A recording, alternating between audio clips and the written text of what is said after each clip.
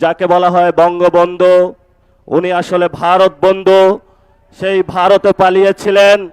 বাংলাদেশের মানুষ, মুক্তিকামী মানুষ বাংলাদেশ যখন স্বাধীন করেছিল, সেখান ভারত থেকে উকি দিয়ে বাংলাদেশে এসে বললেন, আমি বাংলাদেশ স্বাধীন করেছি।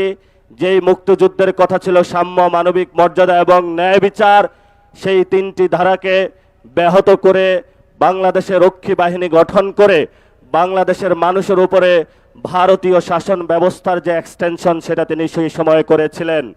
তেমনি 24-এর গণ অভ্যুত্থানে যখন মানুষ হাসিনার ফেসিবাদিতে নির্যাতিত নিপীড়িত ছিল, আজাদির স্লোগান উচ্চারিত হচ্ছিল, সেই সময়কালীন বাংলাদেশের সকল মানুষ রাজপথে ঐক্যবদ্ধভাবে নেমে যখন বাংলার মানুষকে মুক্তি দিয়েছিল, সেই সময়কালীন লন্ডন থেকে একজন বাংলাদেশে এসে ছাত্রদল যুবদলের সন্ত্রাসী বাহিনীকে উস্কে দিয়ে বললেন, আমি হলাম বাংলাদেশের এই গণ অভ্যুত্থানের মাস্টার মাইন্ড।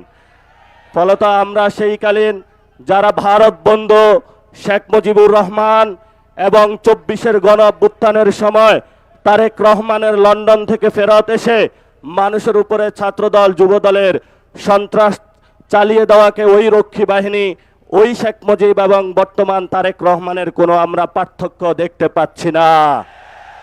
যদি আমরা পার্থক্য দেখতে না পাই, তাহলে আমাদের ভবিষ্যতের কাজ কি? ভবিষ্যতের কাজ, কোরআনের একটা আয়াত আমি চরমভাবে বিশ্বাসী। সে আয়াতটি হলো, ওয়াআইদ্দু লাহুম মাস্তাতাহুম মিন কুওয়া, তোমাদের যতটুকু আছে ততটুকু নিয়েই প্রস্তুতি গ্রহণ করো।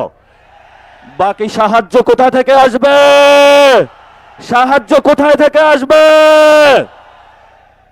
সেই গণ অভ্যুত্থানের দিন, এখন বাজে 12টা, সকালবেলায় বাংলাদেশ পুরো স্তব্ধ, আর্মি সব জায়গায় করিডোর দিয়ে রেখেছিল।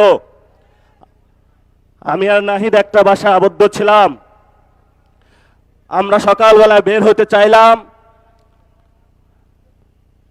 বলল গুলি করা হবে। যে বাসায় আবদ্ধ ছিলাম একজন শিক্ষককে নিচে পাঠাইলাম, বললাম স্যার একটু দেখে আসুন নিচের কি অবস্থা।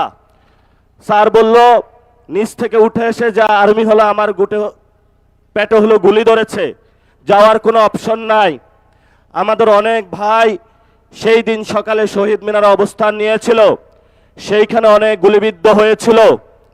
ঠিক এই সময়টাতে বাংলার মানুষ সকল ব্যারিকেড ভঙ্গ করে, যেখানে এসএসএফ কে 5 মিনিট দেওয়া হয়েছিল, শেখ হাসিনাকে 5 মিনিট দেওয়া হয়েছিল, যে হয়তো বাংলাদেশের মধ্যে তুমি 5 মিনিটের মধ্যে তোমার এখানে জীবন দিবা অথবা ভারতে পালাবা। সেই সময় আপনারা পুরো বাংলাদেশে ঐক্যবদ্ধভাবে পুরো বাংলার রাজপথে নেমে এসেছিলেন।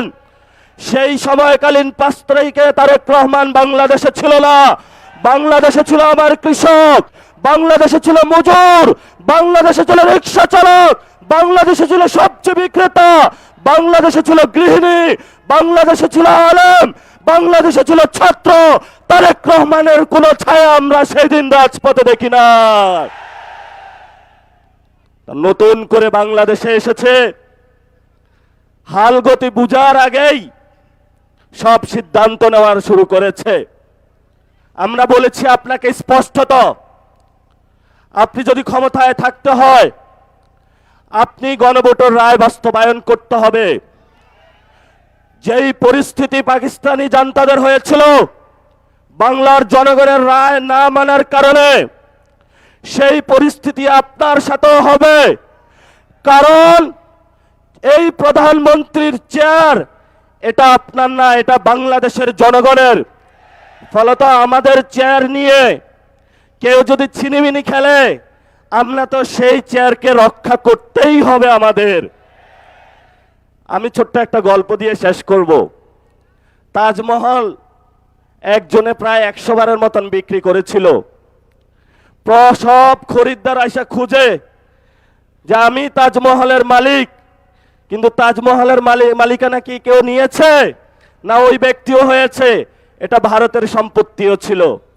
তারেক রহমান নির্বাচনে আসার আগে অনেক জায়গায় ধর্ণা দিয়েছে, ভারত থেকে শুরু করে অনেক ডিপ স্টেটের কাছে তাজমহলের মতন 100 জায়গায় বাংলাদেশকে বিক্রি করেছে। এখন সবাই এসেছে তারেক রহমানের কাছে যে তুমি না আমার কাছে বিক্রি করেছিলা, আরেকজন বলে তুমি না আমার কাছে বিক্রি করেছিলা। তারেক রহমান এখনো মাথা খারাপ হয়ে গিয়েছে, এখন তাদের পাওনা বুঝিয়ে দিতে পারছে না, কারণ